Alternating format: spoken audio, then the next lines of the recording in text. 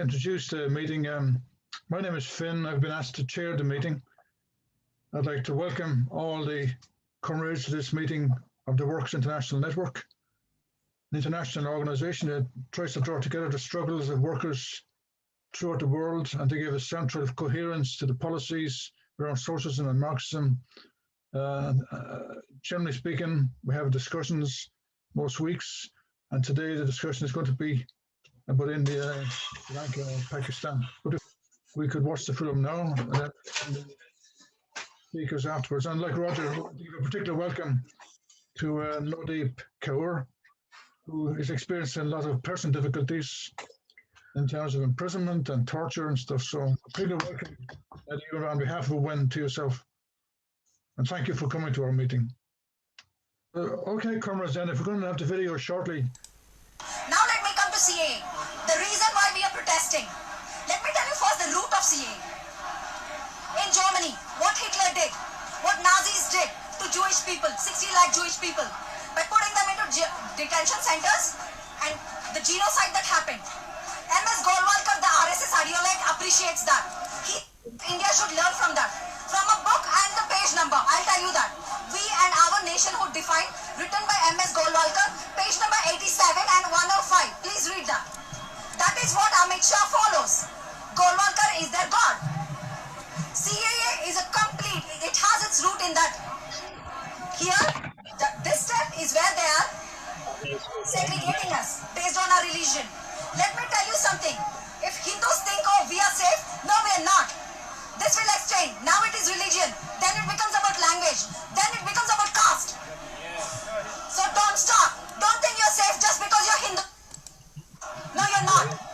Think about the future. Think about your children. 3,000 crore rupees for education has been taken out. But nobody here knows about it.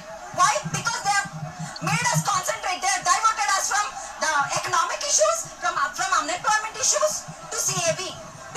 And we totally believe this is so important. They're dividing us. They talk about Pakistan. Pakistan is in this position because they talk about religion. We, India, are a secular nation. That's why we compete with America today. Pakistan is not. Because we concentrated on our economic development, not on religious basis. That was the secret behind India's development so far. These people are taking our country backwards. Backwards by 50 years. It took us this many years to come here. For me to stand here and talk to you being a girl, it is because of the past 50 years, not because of the past 7 years. Let me tell you this. After section 144, what happened in Unnao? Yogi Adityanath, he concentrating on naming changing all the Muslim names to Hindu names. And you know what happened recently, yesterday? He's changing the name of Meerut to Nathuram Godse Nagar. Really? Godse? He should be concentrating on women issues. A survivor, a rape survivor, she fought. I'm so proud to be an Indian woman. She fought until her death. She lost her father, she lost her family. She has faced immense pressure and violence from the perpetrators. And who is the perpetrator? A BJP MLA. And yesterday he was convicted. I think, comrades, that's a very good way to begin a meeting of this nature. It shows the militancy, the unity that has to be built between workers, and workers need to resist divisions created by religion and ethnic status and so on. And it's good to watch a film of that nature. Now, today's meeting is a truly international meeting in the best traditions of socialist internationalism. And we have we're fortunate to have such a lineup of speakers, and we're particularly grateful for the work that was done by the French, Pakistani and Indian comrades in organizing the meeting. We should note too that one of our proposed speakers, Jacques Chastaing, his mother just died, and I think we should pass a vote of sympathy and express that to Jacques as well before the meeting gets underway. In thinking about this meeting, I realized the pernicious role that British imperialism played in India, in Pakistan, in Sri Lanka, and not just these three countries, right across Asia, in Burma, Myanmar, in many, many countries, Malaysia, Singapore, and so on. And of course, US imperialism in countries like the Philippines, Dutch and American imperialism in Indonesia. The list is endless, the role that imperialism played in these countries. We should note also, it's 20 years, it's over 20 years now, since the massacre at Amritsar, when British forces opened fire on innocent people, killing hundreds in a massacre. And the role of imperialism, British imperialism in particular at that time, was to divide people on ethnic and religious lines. And these divisions persist to this day. They were generated by the role that imperialism played in the Indian subcontinent. And we'll have discussions or speakers today from India, from Pakistan, and from Sri Lanka. Just incidentally, the Lieutenant Governor of Punjab at the time of the Amritsar massacre was an Irishman. There were lots of Irish, Scots, French, English people in the British Army in India. Actually, my own great-great-grandfather was a private in the British Army in India. But the role of imperialism in India, Pakistan, Sri Lanka, and all these countries has been pernicious and is divisive. Now, with regard to our speakers, Jacques obviously can't attend, so his contribution will be read by either Olivier or Vincent. I'm not sure which. So that'll be our first speaker who'll be talking about India. Incidentally, I'm sure the Currents are familiar, and the contribution will detail all this. But India has been the site of a massive uprising of workers and farmers, revolutionary developments across the entire country. 250 million workers on strike, in general strike again and again. Farmers blocking the roads, occupying properties around Delhi, fighting against the right-wing policies of Modi, who wants to introduce market forces into the farming produce market, into the lives of farmers, so they can no longer get loans from state banks. The corporations are now running the food and land resources of India. So all this will be dealt with, obviously, in the discussion afterwards. So anyway, our first speaker, on behalf of Jacques, I think is Olivier. Is that correct?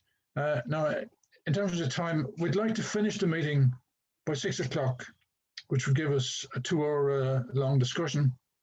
We can go beyond that, of course, if necessary. We're not going to be rigid, but we'd like to finish around that time. So people who are speaking, maybe keep that in mind. Yes, well, our 3 speakers are, in order, was going to be Jacques, was going to be first, it's just yourself, followed by Umar Shahid, followed then by Nodeep Kaur. You're quite right. We want to hear the contribution that Nahid can make to this meeting. But is it Olivier, are you going to present the contribution? Is that correct? Okay, I'm ready. I can. Okay, Olivier, then off you go then. What's happening in India is a gigantic tsunami, social tsunami, with effect on the world's politics.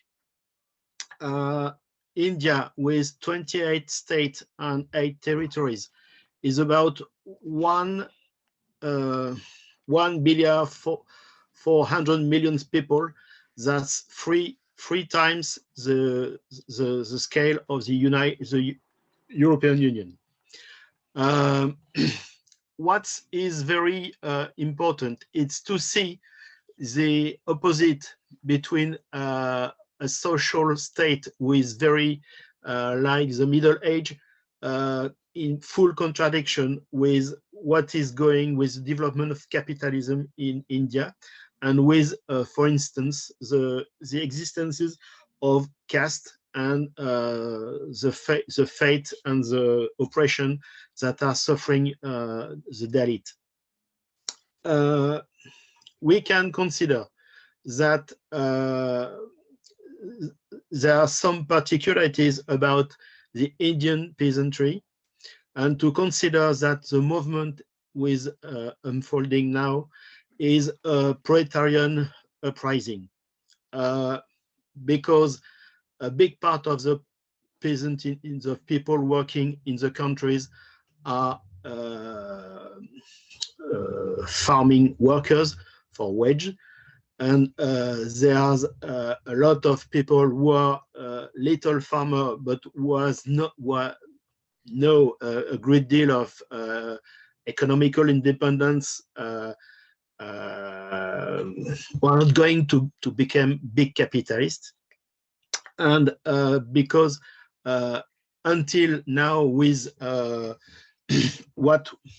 the way the campaign was shaped after the independence in 1947, there was some kind, with comma, some kind of Indian socialism with some institution who allowed the persistence of a big population in the countryside with the minimum to live, sometimes a very difficult minimum, but what is coming with this the agriculture law that Modi is going to implement or to pass, it's a full capitalist development. And if we can take some comparison, we can have what happened in England with the enclosure law or the institution of the workhouse, where poor people coming from the countryside were obliged to work at very low fare. And what would happen in India with the passing of this law would be a kind of very hard modernization, who will be suffering even more by poor people.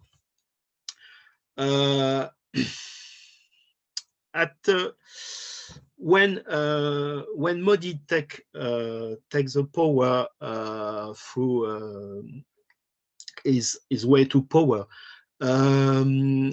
he was coming from a very reactionary background, from a fascist party, the RSS, who is developing discrimination on the basis of the rejection of Muslim and Christian and other people. And it's also very reactionary in comparison with the historical framework of the secular state in India. But despite all the reactionary mood and all the measures taken by the government, there were a first backfire by people. It's happened with the Shine bag movement in December 2019 until March 2020. And when happened that uprising from Muslim people, and particularly Muslim women, from December 2019, there were a turning point where all the politic of division of the society was stopped by this movement, who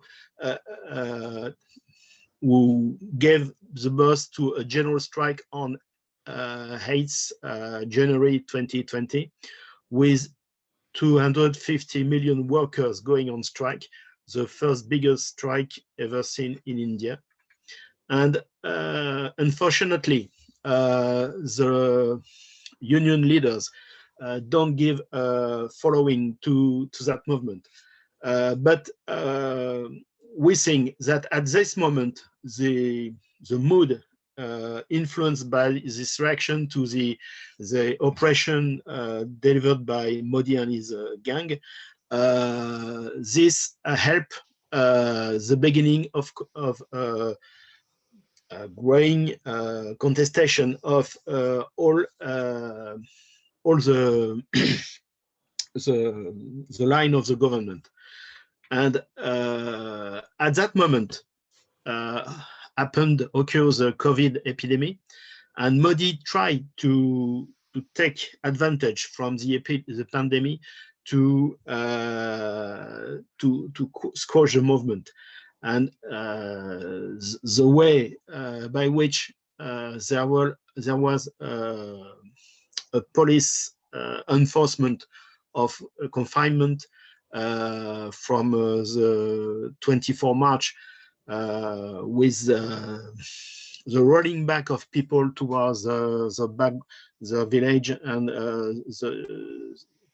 the way to push them out of the big towns.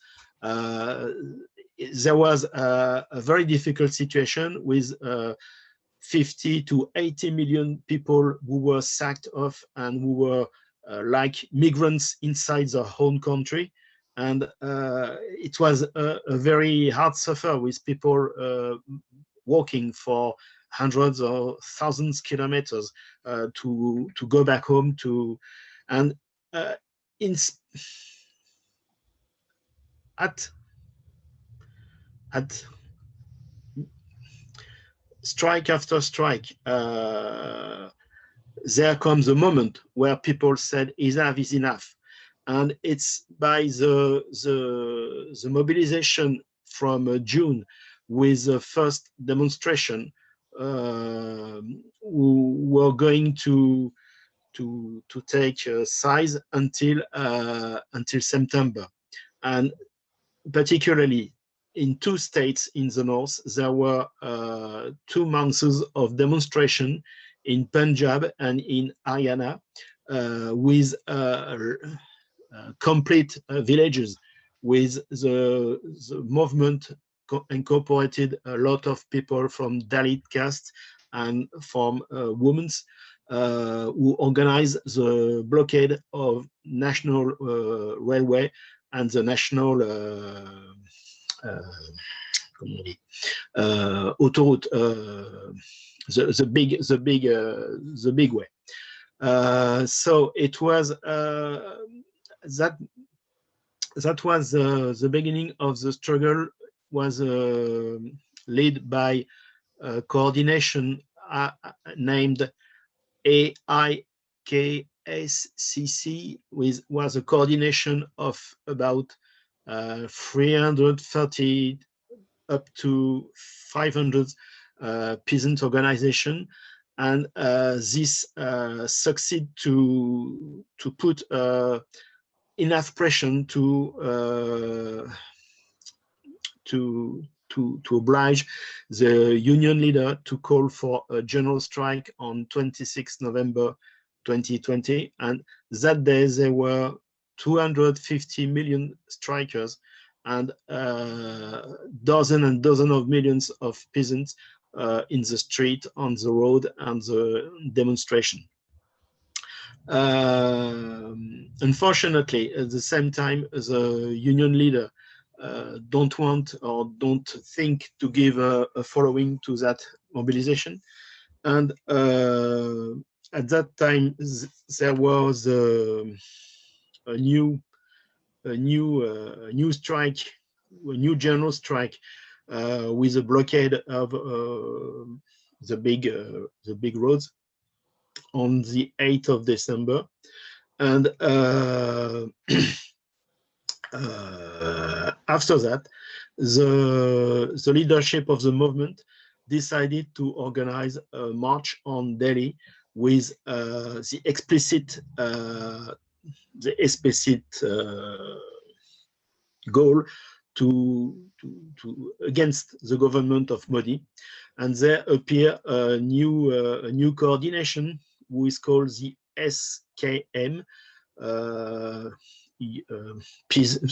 French traduction is Peasant United Front, but I'm not sure about it. It was made of 40 organizations issued of the AIKSCC, and it was about 300,000 peasants starting from all parts of the country, who march forward Delhi, who scorch the police blockade on the roads, and who arrive at the gates of Delhi. And it was like a siege, like in the old times. At that moment, the movement, the peasant movement, gave an ultimatum to the power until the 26th of January to bring back the law, and otherwise the peasant will go inside Delhi to go towards the power place and and put pressure and more even. During that time, there were big encampment like a township on the suburb of Delhi with hundreds of thousands of people organizing to camp with a lot of initiative for sleeping, heating, all necessary to ordinary life to help people to stay to make the struggle. Around the 31st January, the government was fearing the government and try a trick, and they let the peasant come into Delhi, but with the aim to organize a provocation. And when the peasant march through Delhi on 26th of January, which is the big national fest in India, there were nearly 1 million demonstrators. And at that time, aside the strength of that demonstration, the power tried to organize a provocation with something to organize division of the movement with a provocation at the Red Fort. It's a old monument inside Delhi, where they tried to make the movement appear as a Sikh movement, not as a whole national India movement. And they tried to see the division. And there was some clash with the fascist gang and the police during the night of the 28 to 29 January. But the coup failed, and at that moment, the leaders of the SKM called an all-out mobilization. And at that time, there was a dozen of thousands of people and supporters who came to support the camping place in Delhi, to help the people to face to the fascist gang and the police, the military police forces. And at that moment, there was a leader called Jacques Chastaing. I'm not sure to pronounce it appropriately. Called for Ma Panchayat on the 29th January in the state of Uttar Pradesh, and that event grouped about. Was a big meeting of about 100,000 people. And at that time, there was the beginning of development of a movement of some kind of, not some kinds, something with a true direct democracy through the institution called Panchayat, who had some kind of old village institution, but in I'm speaking from a French point of view, from what we can see through the press, but we will very appreciate the explanation of the Indian comrades about the nature of the movement through the Panchayat and the Mahapanchayat, and how in this movement there are the grouping of a big masses of people who are around discussion and a voting system to discuss all the problem of the question. And we think it's a very, very big development, and we must take care of how it develops and what it means. And in my orthodox point of view, it's something like a Soviet form, a Sovietic form, like the Soviets in Russia during the revolution in 1917, or something like the Workers' Council who happened in Germany during the German Revolution in 1919, and some movement equivalent in Italy during the Biennio Rosso. And what is striking is the fact that this kind of structures around the Panchayat and the Mahapanchayat were able to make the equivalent to making the law in where they are influence, where they get where they are the possibility, and they are able to host, to ban the SS fascist militia and the BGP and the allies from the places where the movement is strong. And it's a very astonishing development. The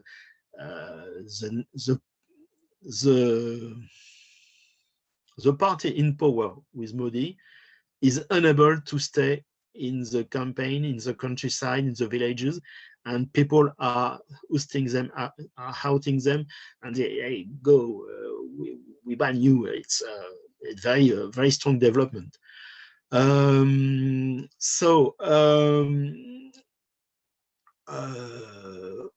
the present time, what we see is the movement has not still be able to stop the law, but they are a kind of deepening with the decision to make more and more committees, organization on the rank and file level in all the country, everywhere, in every workplace, and so on. So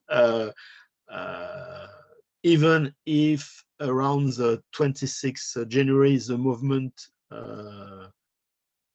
didn't succeed to win, is going on a phase of deepening, and there will be more development, and we are expecting around this development. I will finish there. I think I was a little bit long. Thank you. That's okay. Thank you, Olivier. And if you could convey our gratitude to Jacques Chastaing.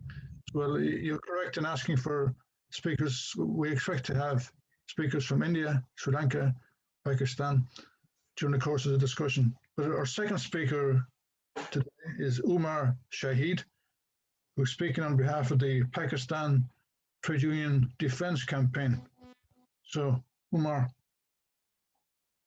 are you here? Thank you very much. Okay. Thank you for giving me the time. Olivier, I've gave the overall general viewpoint, general situation of the movement, but I would like to explain a little about its background. For example, after the before British imperialism in India, Pakistan, and this whole country was a subcontinent as we know it, and there was no feudalism as like in Western Europe, or we have in development in like Europe or other part of the world. But we had a unique system that's called the Asiatic mode of production. The land was collectively owned by by everyone, and especially with the state who was governing it. When every ruler came here, they were just on the top, not go beneath the surface, and didn't touch the foundation of this system. That is why this system sustained centuries. But when British came here, they overthrew the Asiatic mode of production and established here foundations of modern feudalism. Like in Europe, they gave first time the concept of ownership of land of any person or family came in 19th century in India. But we see after partition or so-called independence from British imperialism, we have unique you may say different pattern of development in Pakistan, in India, in other part of subcontinent. For example, in Pakistan, from first day our rulers has opt for the free market economy, and it opened the market for everyone to come in investment.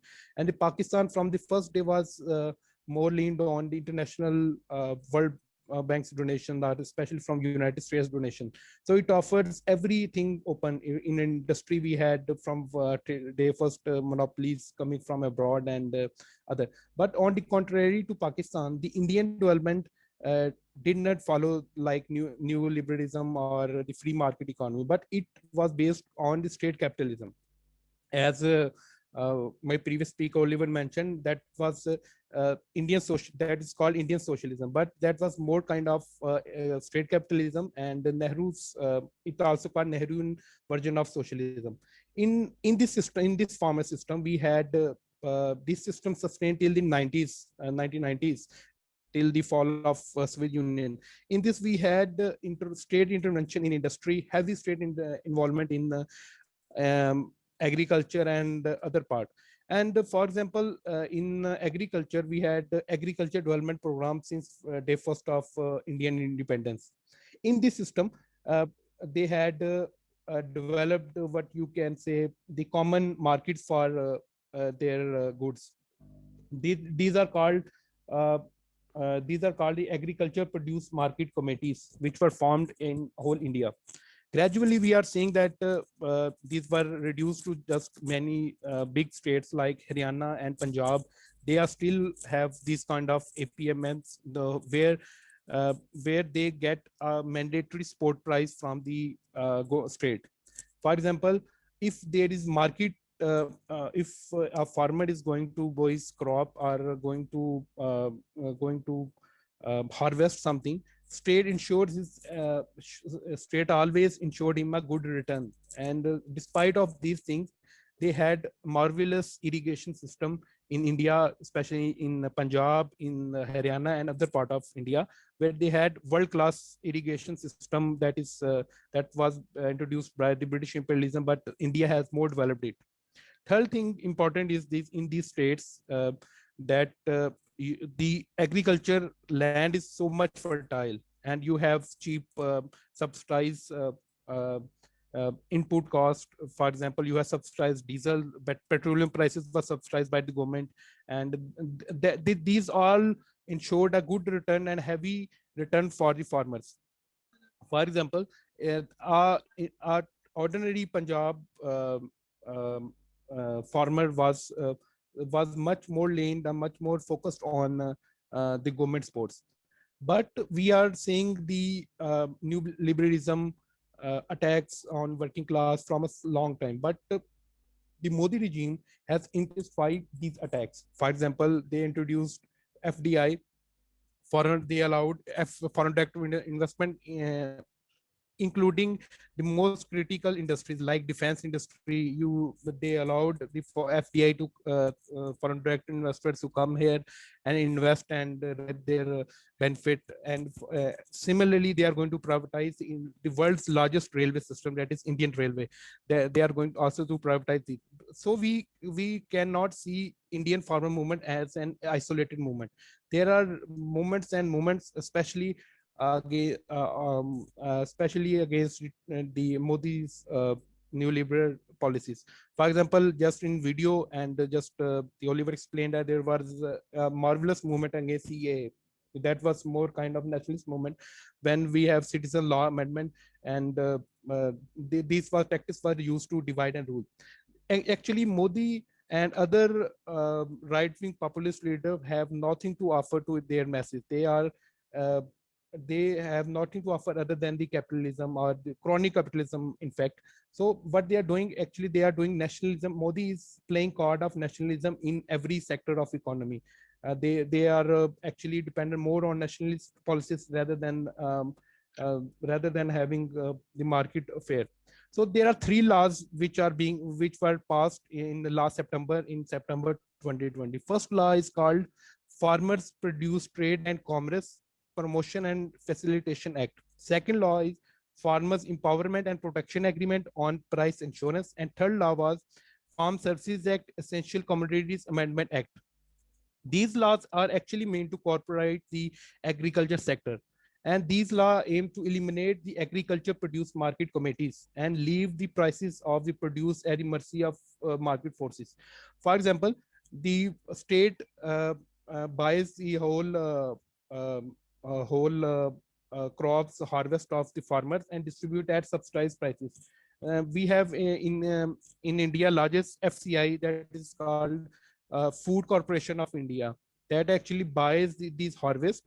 A majority portion of the harvest was bought by the FCI and distributed through various welfare schemes to the poor. For example, we have in India lunch schemes, subsidized lunch still being offered at state level in schools. And then we have low poverty, who are people are living below the poverty line. You may be astonished to know that in India, there are just prices of rice is just 4 kilo per kg rice prices still in India, in some part of India, where the ration store gives to the ordinary people. It's mean just few cents, a half or maybe 2 cents. You may say 2 cents per kg you can buy rice and other things. But now when these laws are being eliminated, now the everything will be dependent on the market prices, and it will encourage stockpiling and provides unfair advantage to big capitalists. The main Indian slogan is no to Ambani's, no to other big capitalists, or of course Indian capitalists, because they think, and major is true, that Ambani and big capitalists who were behind Modi's propaganda and who advocated for them are backing Modi to get favor. And for further, in previously there was a minimum support price for farmers harvest, that is called MSP.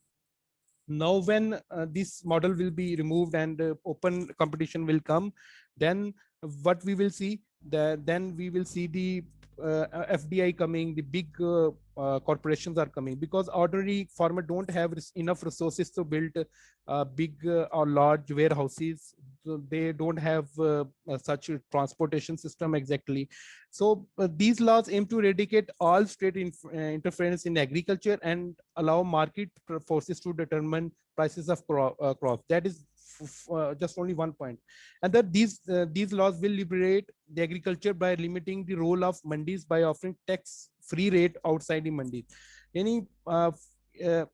Currently, when you are buying or selling from these mandis or the APM, that is called APMS, then you have to pay a certain amount of tax to government, and you cannot set price from your own side. Then you have to buy at the certain price that state was set. But now every big capitalist will have more advantage over the loss, and the farmer thinks that this will also weak their bargaining power in front of these big giants. So it will be beneficial for large retailers like Walmart is coming to India, and other retailers, big retail names. We have Big Bazaar in India, so they stockpile the goods and sell at their own rate. And then we will have the small and marginal farmers will be among the worst victims. Then among these things, there is important more dangerous thing, that is contract farming undertaken by corporate buyers. So what they will be doing here, that they will be going to buy all the goods and sell at their own. And they will, for example, if we take the state of Bihar as a case study, so according to India's own official strategies, the Agriculture Department of India centralized government central government publish official statistics about this. Last year in Punjab, farmers sold their MSP at $25 for 100 kg, while in Bihar, same quantity were sold at $16 mainly. So it is not beneficial for even for farmers, even for ordinary public who were laying on this one. So we have from September, as Olivier explained, that we have rail roko. Then we had on 26th November 2020, we had Bharat Bandh, closures of India. 24-hour general strike was observed against controversial labor and agriculture laws throughout the country, and which were participated by 250 million farmers and workers. Since we are seeing that farmers have kept their blockage outside Delhi, and we are also seeing that their struggle is also paying off. It's not just they are just struggling, but they are getting some concessions from government. For example, center proposed to suspend these laws for upcoming 18 months, and even offered other concession lies, concession utility in diesel prices, in electricity ordinance. But farmer want total repeal of these laws, and they are asking, they are just demanding one thing, that the center should convey a special parliament session and repeal this law. And even here is important things to mention here. When in September, in August or September 2020, these laws were present, and the opposition was just boycotted these laws and these proceedings. And in the absence of opposition parties, even they are bourgeois parties, the Modi even bypassed all the bourgeois own laws to pass the law. So we have in India All India Kisan Sangharsh Coordination Committee, and the main organization that is leading, that is AIKS, that's All India Kisan Sabha. And we have in India state level organizations like Haryana State Sabha, Maharashtra State Sabha, and Punjab State Sabha. The epicenter of this movement was Punjab and Haryana. And that's why the Punjab had a background, especially in 1984's movement of Khalistan, which Pakistani state also sponsored. And the Modi Sarkar and the especially the Godi media, that's what Indian call them, uh, just label them as Khalistan, as separator. So this was marvelous. I think so after 1970s revolution, Indian farmer published their own newspaper that is called Trolley Times. They were so fed from the bourgeois media, so they tried to convey their own message through their own medium. And the Trolley Times was published, written, and distributed through farmers, and it developed within this whole movement. So why these? Another question, important question, is urging, especially in West, who people lives in West or in Western countries. They have India projection as a digital India. Yeah, it's right that Modi and previous governments and states is more and more pushing for the digitalization of the India, and we have Bangalore call centers, and we have large infrastructure in India. But on the contrary, the agriculture is still a dominant occupation in India. For example, if World Bank, according to World Bank, 40% of Indian workforce is engaged in agriculture, and it provides nearly 70% of country's livelihood. And the recent Corona lockdown, which we have unplanned lockdown, which actually, as Olivier rightly said, that was used to suppress the movement of CA and other nationalist uprisings, especially in Kashmir against Article 5. But what they did, this lockdown actually produced nightmare for hundreds and millions of ordinary farmers and peasantry, because mainly most labor, or you can say odd job workers in big cities, are from villages and other. When this lockdown, unplanned lockdown happened, so they were just ruined, and they had they see their livelihood being destroyed. They were at the mercy of others, and we have many people died just traveling on foot from Delhi or big cities to their homes. So there is another contradiction in India. Although this we have in digitalization of economy, FDI is improving, and we have much propaganda from Western media that India is will be going to next will going to compete China, and they are industrialization, massive industrialization going on. But actually in real term, the backbone of the India are still the farmers, and we have seen there there was a report from OECD organization from Economic Coordination and Development of 2018. They say that in last 10 years the farmers real income were just increased by 2%, and if we see the economic and income disparity has been increasing. For example, uh, the Oxfam recent reports reveal that India richest 1% holds more than 4 times the wealth held by the bottom 60-70% of the country's population. So current Modi regime is aggressively pushing for new liberal agenda in country.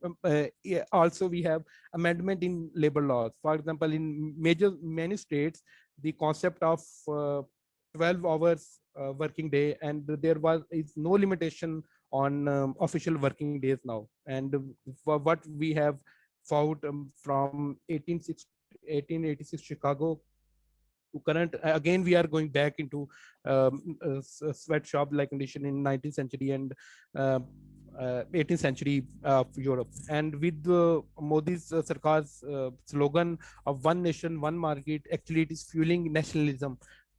And there are many projects going on like Jane Dunn initiative that is called for independence of the market, opening a market and reducing the state intervention.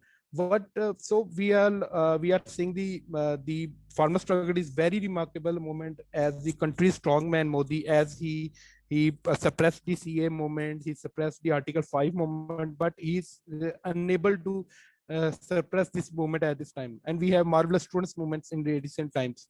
The uh, the Indian farmer movement is not just Indian movement or Pakistani. It's world overall working class movements.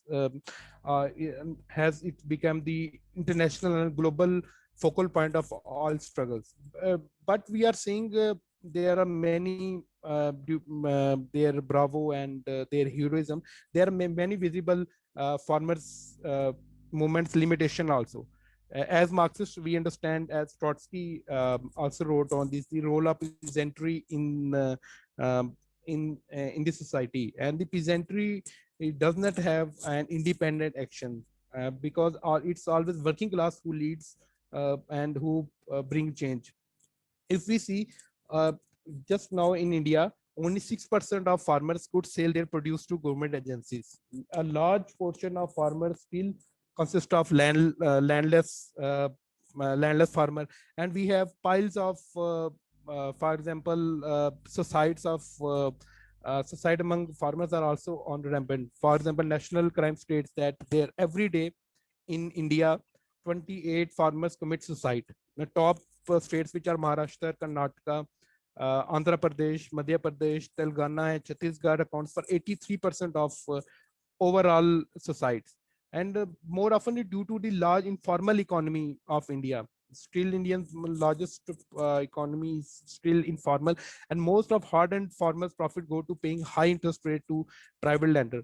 So these are the things which need to cater with this movement, and we are also saying that the working class role is marvelous in doing these strikes, and India has a rich history of working class and peasantry revolts. Even during colonial era, peasant revolts shocked the very core of British imperialism.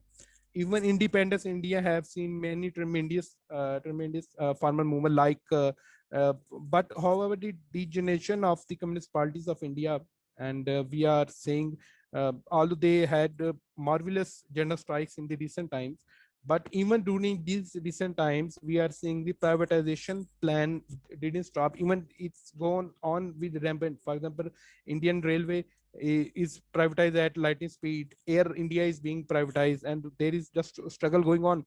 But what we think that the current farmer movements or workers have shown again shown their potential to overthrow this rotten capitalism system.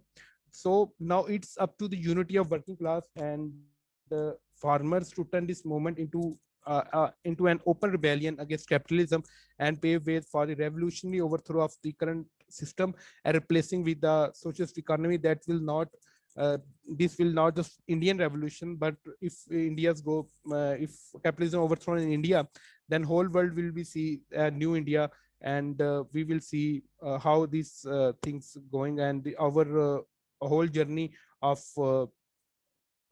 this socialist revolution will be shortened by at a lightning speed. Thank you, Umar.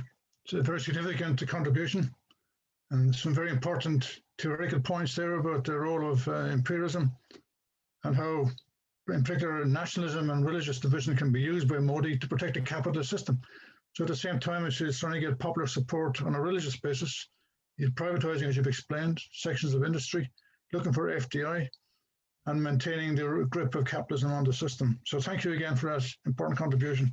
Now, our next speaker, we're privileged, very privileged to have as our speaker here, Nodeep Kaur, a workers' leader, one of the many women workers' leaders significantly. In fact, before our meeting began, you could see the role that women were playing in the struggle in that short film we saw.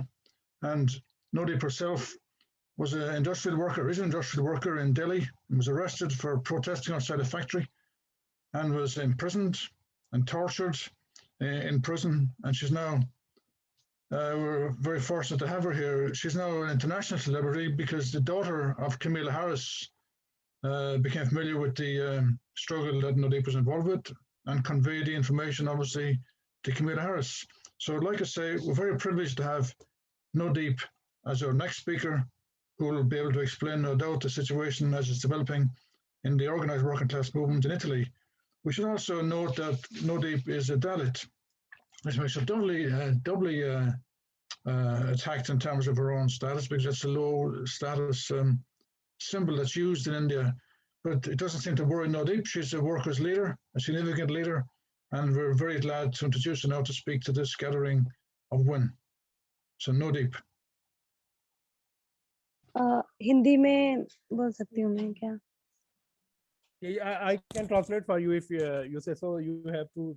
मैं आपके लिए translation कर देता हूँ उर्दू के लिए. Yes, of course, we'd welcome that. Thank you very much, Umar.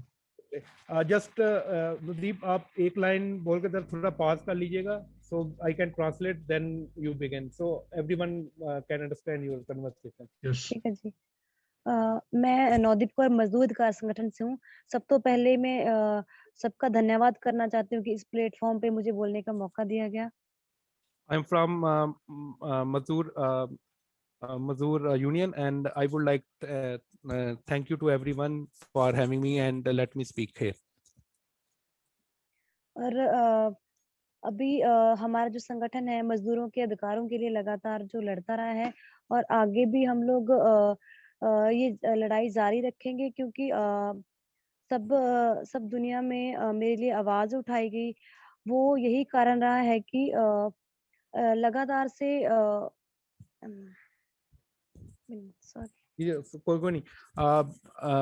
we have been working for the emancipation of working class, and we are struggling for the workers' right, and that's why there was a globally voice for me when I detained by the state. मतलब हमारे देश में India में लगातार मजदूर जो होते हैं उनको भयानक तरीके से उनका लूट की जाती है, उनको शोषण होता है. और अभी हम लोग देख रहे हैं कि लगातार से किसानों के साथ, मजदूरों के साथ, महिलाओं के साथ लगातार से तब शोषण होता आ रहा है. और मजदूर अधिकार संगठन के लोग भी लगातार से जब देख रहे हैं, यहाँ पे 3 साल से मजदूर अधिकार संगठन जो काम कर रहा था, जब मैं यहाँ पे आई तो मैंने ज्वाइन किया तो देखा कि लगातार से जैसे शोषण हो रहा था मजदूरों का. तो उसको देखते हुए हम लोग इसमें काम करने लगे. और इसी वजह से मुझे टारगेट किया गया क्योंकि हम लोग किसानों की सपोर्ट में खड़े हुए और लेबर लॉस जो लागू करने के लिए बोला गया. और जो मजदूरों जो बड़े बड़े कंपनी मालिकों के खिलाफ खड़ा हुए तो टारगेट करते हुए दलित लड़की के होने के नाते मुझे टारगेट करते हुए पकड़ा गया. Uh, we have been struggling since 3 years, and we always stood for the working class, and especially in during these farmer movement, we have been at forefront with our farmer brothers, and we were fighting for their. That's the main reason that we expressed the solidarity with the farmer. I was arrested, but we have seen in our country, in India, the exploitation of working class farmers and women is going on. हम लोग जैसे कुंडली में काम करें तो यहाँ पे इंडस्ट्रियल एरिया में लाखों ऐसे मजदूर हैं जिनका बहुत बुरे तरीके से शोषण होता है। जो महिला पुरुष का जो वेतन आज भी बराबर नहीं है। आज भी वहाँ पे महिलाओं का रेप किया जाता है। जो मजदूरों को 12-12 घंटे काम करवा के 7-8 हज़ार सैलरी दी जाती है। जो न्यूनतम वेतन आज भी पूरा नहीं दिया जा रहा है। तो उन सभी डिमांड्स को लेकर हम लोग लगातार से लड़ाई जारी किए हुए थे और किसान आंदोलन में भी हम लोग किसानों की सपोर्ट में भी हम लोग ये डिमांड कर रहे थे कि जो कानून लाए गए हैं किसानों के खिलाफ उनको रद्द किया जाए। Yeah. At Kundli, that's the industrial area where she works. She's telling that here we are seeing massive exploitation of working class, and especially women are subject to harassment. For example, women get raped, and also they are paid less than the male working class. And in recent farmer movement, we were at forefront, and we were expressing our solidarity, participating in their protests. देखिए जिस तरीके से हम लोग लगातार से देख रहे हैं कि जो हमारी सरकार है उसका रवैया किस तरीके का है। जब से आज़ादी मिली है तो उसके बाद से भी हम लोग देखते हैं कि आज़ादी तो मिली है लेकिन वो आज़ादी नहीं है। आज भी जनता जो मेहनतकश जनता है, आज भी वो दब रही है। हम लोगों ने एनआरसी देखी। एनआरसी में कैसे मुस्लिम लोगों को दबाने की कोशिश की गई। उनको ये बोला गया कि ये तो इंडिया के लोग ही नहीं हैं। और महिलाओं को किस तरीके से मतलब ट्रीट किया जाता है। लॉकडाउन में हम लोगों ने देखा कि मज़दूरों का हाल क्या रहा है। तो लगातार से जो इंडिया में जो सरकार है ऐसे कानून लेके आ रही है जिससे जो मेहनतकश लोग हैं वो दबते जा रहे हैं और जो दलाल पूंजीपति लोग हैं वो ऊपर उठ रहे हैं। Since independence of India, the working class is not independent, and they are being exploited, and not only exploited but brutally exploited at workplaces. And we are seeing that the government state is bringing the laws to curb working class. For example, we have seen NIRC and the CA, and then during lockdown, we have seen that it's only working class who paid the price of whole economic meltdown. And lastly she said, what last said you, आखिरी क्या line थी आपकी? भूल गई मैं। Okay, carry on, no problem. मतलब अभी भी देखा जाए तो जो जिन लोगों ने लगातार से जनता की आवाज उठाने की कोशिश की, चाहे वो एनआरसी के टाइम की हो, चाहे वो लॉकडाउन में या उससे पहले भी, जैसे दिव्यांगना निताशा हो गए या फिर जीएन साईं बाबा जैसे मतलब बड़े बहुत सारे लोग हैं जो पॉलिटिकल प्रिजनर्स हैं। जिन लोगों ने जनता की आवाज उठाने की कोशिश की, उनको आज जेलों में बंद कर दिया गया है और यूएपीए जैसे कानून लगा दिए गए हैं। तो ऐसे जो कानून आ रहे हैं लगातार से, वो भी हम लोग देख रहे हैं कि जो सरकार है, वो बुरे तरीके से जो मतलब जनता के ऊपर दमन कर रही है। We next, when we are being exploited, and we are being snatched our rights from state, then we are seeing the curb on dissent voices. For example, if we raise a voice against this exploitation or this harassment, then we got arrested, and state continuously bringing laws to curb us and to silence these dissent voices. अभी यही है कि जो आज के time जो देखा जाए तो इंडिया में ऐसे बुरे हालात हैं कि जो मेहनतकश जनता है वो लगातार से दब रही है और ऐसे-ऐसे लॉस लेके आए गए हैं जो मतलब ऐसे-ऐसे कानून लेके आए जा रहे हैं जिसकी वजह से जो शोषण बहुत तेजी से बढ़ रहा है। प्राइवेटाइजेशन बहुत तेजी से बढ़ रही है, चाहे वो स्कूल कॉलेज हो, हॉस्पिटल हो, सड़कें हो, रेलवे हो, हर चीज को प्राइवेट कर दिया गया है। तो अभी किसानों के ऊपर भी बात आ गई है। तो लगातार से हम लोग देख रहे हैं कि देश को बेचा जा रहा है। And state is continuously oppressing people through its policies like privatization of schools, of hospitals, of colleges, and people are watching it, and they are not they are no longer silent on these whole oppression and exploitation. और India में सबसे बड़ी बात है cast को लेकर, और महिलाओं को कास्ट को लेकर दलित होने के नाते बहुत बुरे तरीके से दबाया जाता है। हर जगह में ये देखने को मिलता है कि कास्ट को लेकर बहुत बुरे तरीके से दबाया जाता है। जैसे मैं अपनी ही एक एग्जांपल देती हूँ कि जब मुझे पकड़ा गया तो कास्ट के नाम पर गालियां देते हुए यह बोला गया कि आप लोग सिर्फ काम कर सकते हो, गटर साफ करना या फिर काम करना, यही आपका काम है, आप लोगों का ऊपर उठना काम नहीं है। तो कास्ट के ऊपर भी यहाँ इंडिया में बहुत ज्यादा मतलब मजदूरों का शोषण हो रहा है, और धर्म के आधार पे, जाति के आधार पे हर चीज से देख रहे हैं कि इंडिया में बहुत Grammarly does more than catch errors. With Grammarly, you can find really uh, we are being told that India is a nation state, but actually on the basis of caste, religion, national or nationality, there is a still exploitation going on. अभी देश के हर कोने में उठने वाली आवाज है जो मेहनत का जनता है। तो सिर्फ इंडिया ही नहीं, हर जगह पे देखा जाए तो जो मजदूर वर्ग है, या फिर अलग अलग तरीके से जो मेहनत कश लोग हैं, जो जनता की आवाज बन रहे हैं, तो वहाँ की सरकारें हैं जो मतलब दबाया जाता है हर सरकार की तरफ से। तो हम लोग हर उस मजदूर के लिए, हर उस फार्मर्स के लिए, हर उस महिला के लिए आवाज उठाना चाहेंगे, चाहे वो देश के किसी भी कोने में हो। और हम लोग ये चाहते हैं कि जो धर्म के आधार पर, जाति के आधार पर, और जो अमीर गरीब का जो बीच में बहुत बड़ा गैप है उसको कम किया जाए, और जनता इसको गैप को कम करने के लिए आगे आए।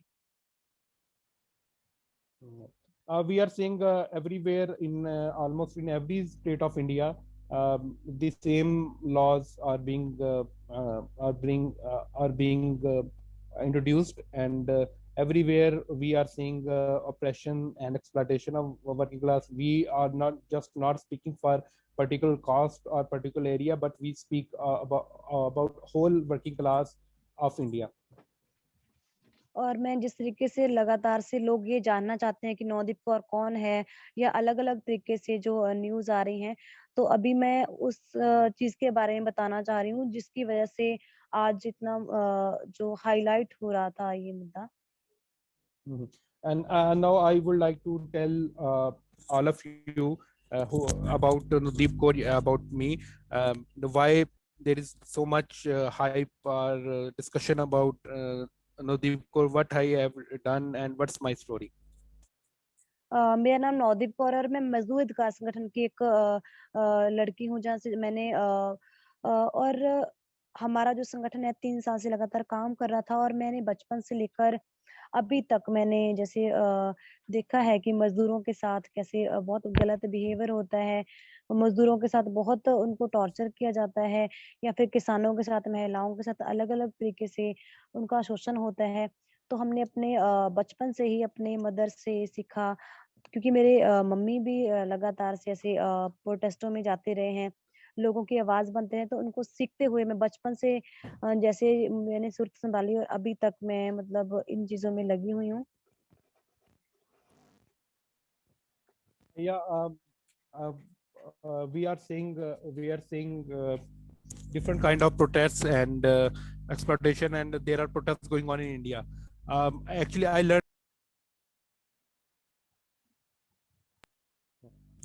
I learned from my mother. She used to also go into protests, and she was also a revolutionary woman. And so you can say that these are gems are from my mother. और जब मैं यहाँ पे आई हूँ तो जो हमारी पहली डिमांड ये थी, जो लेबर लॉस हैं, जहाँ कुंडी इंडस्ट्रियल एरिया हो या फिर कोई भी फैक्ट्री एरिया हो, या कहीं पे भी लेबर लॉस को लागू किया जाए और न्यूनतम वेतन है जो दिया जाए।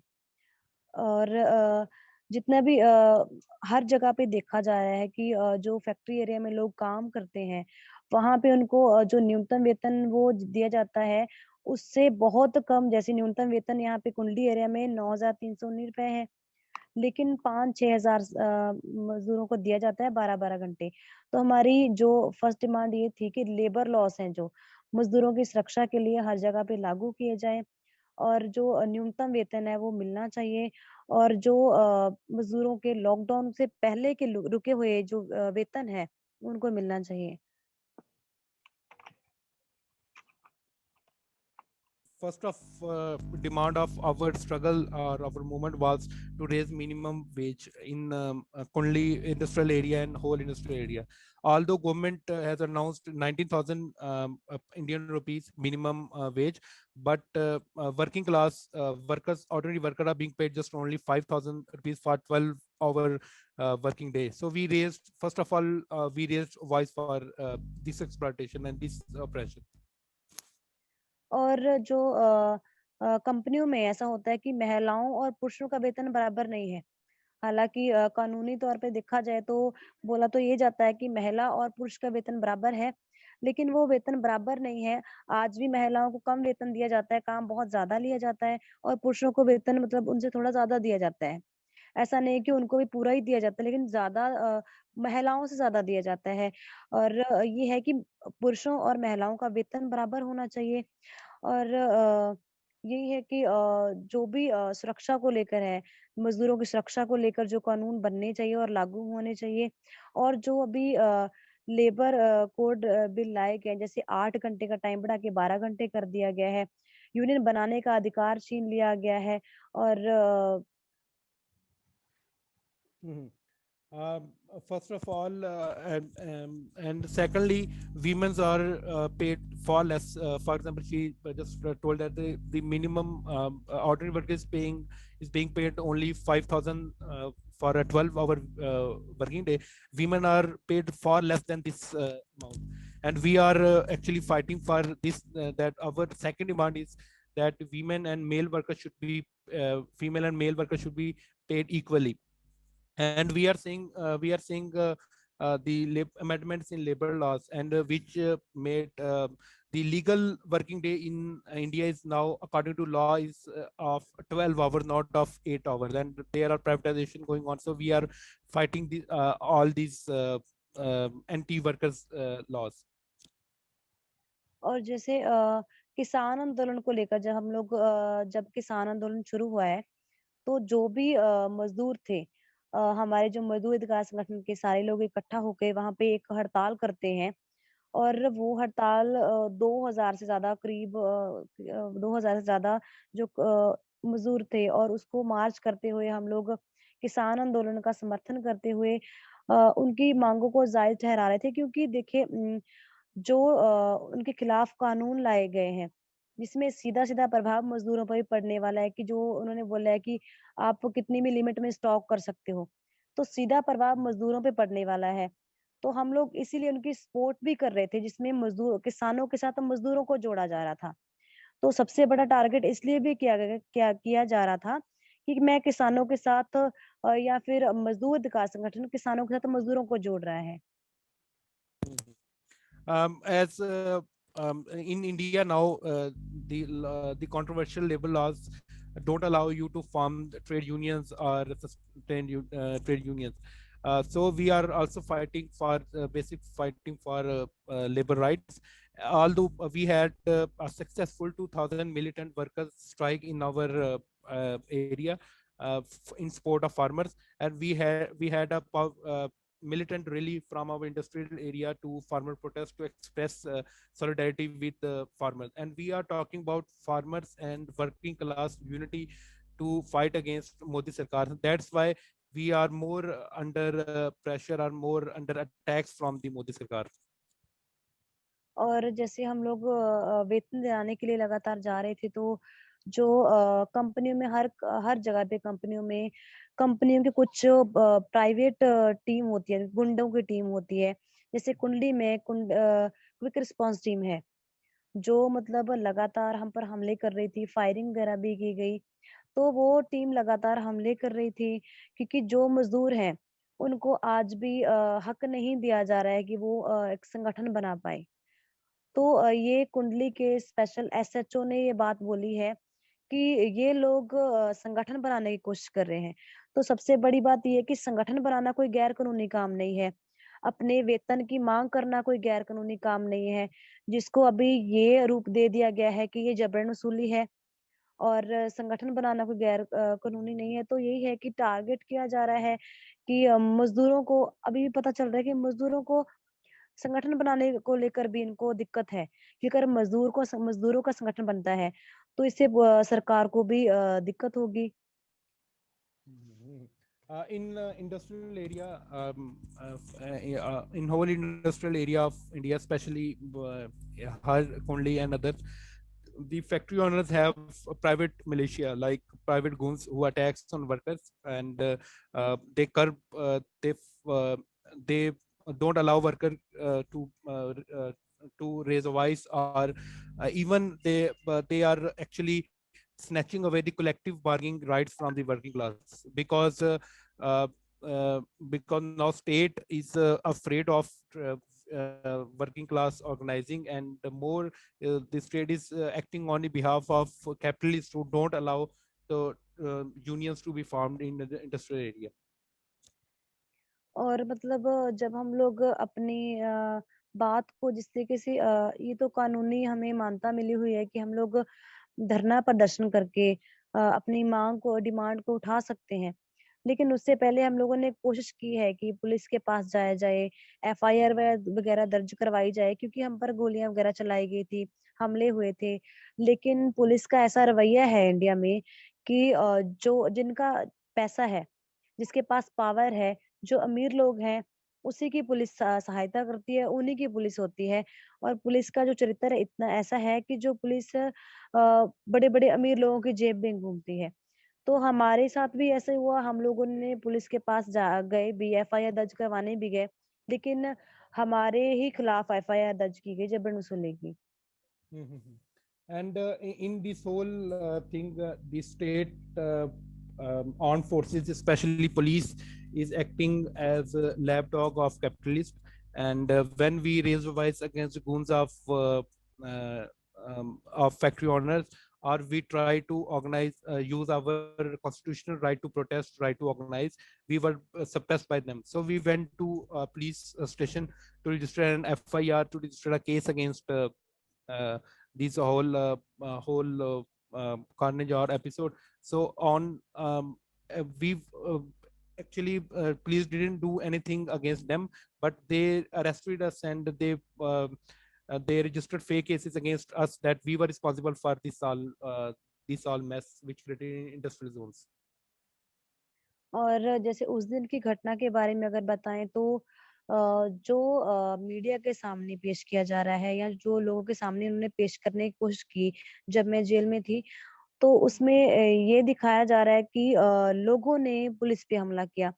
हालाँकि ये सच्चाई नहीं है। पहले जो पुलिस है, वो लोगों पे अटैक करती है, कि क्योंकि उस दिन 12 जनवरी वाले दिन जो लोग जाते हैं, अपना धरना प्रदर्शन करते हैं, वेतन की माँग करते हैं, तो पुलिस का जो रवैया है लगातार वैसा ही था उसी दिन भी, और आके अटैक किया गया और मुझे पकड़ने खींचने की कोशिश की गई, और ऐसा माहौल क्रिएट कर दिया गया कि लोगों ने भी आगे से पलटवार वार किया। Mhm. Um, um, the police and state agencies and capitalists, everybody portrays working class as terrorists, and they say these are uh, uh, those elements who attack on police first, and then police respond in their defense only. This same episode happened on 12th January, when we were organizing, and we were having protest, and we were peaceful protester. We had nothing with us to attack, but it was the police who provoked us and attacked us and tried to arrest me and my other comrades. हाँ जी, तो फिर उसके बाद जब मुझे पकड़ लिया जाता है तो मतलब टॉर्चर किया जाता है जगह-जगह पे, मतलब पहले तो अलग जगह पे बाहर सुनसान जगह पे खड़े होके मतलब मुझे मारा मारा जाता है। फिर थाने में जाकर, कुंडली थाने में सोनीपत जाके मुझे मतलब मारा जाता है। तो टॉर्चर करते हुए मुझे जेल में डाल दिया जाता है। तो इसमें साफ बात ये है कि दलित महिलाओं के साथ या फिर जो भी लोगों की आवाज़ बनता है, उसके साथ बहुत ही बुरे तरीके से बिहेवियर किया जाता है। और आज भी हम लोग देख रहे हैं कि जो भी आज जेलों में हैं, जो जनता की आवाज़ बने हैं, उनके उनके साथ भी ऐसा ही हो रहा था और ऐसा ही हो रहा है। और हम लोग यही बोलना चाहते हैं कि जो आज पुलिस का रवैया है, जो आज सरकार का रवैया है, वो बहुत ही गलत है। We are seeing a same episode again and again repeated everywhere, and we just ask and we demand that police attitude is not good or not in favor of working class, but they are actually the hired goons of capitalists. And same episode is same carnage is being repeated every time. और मतलब जो जनता की आवाज़ उठाता है, या तो फिर उसको आतंकवादी बोला जाता है, देशद्रोही बोला जाता है, नक्सलाइट बोला जाता है, माओवादी बोला जाता है।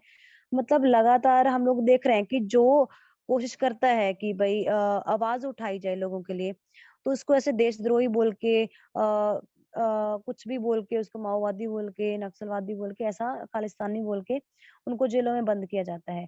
तो हम लोग को भी ऐसा ही बोला गया कि ये तो उग्रवादी हैं या फिर अलग-अलग तरीके के शब्द यूज़ किए गए।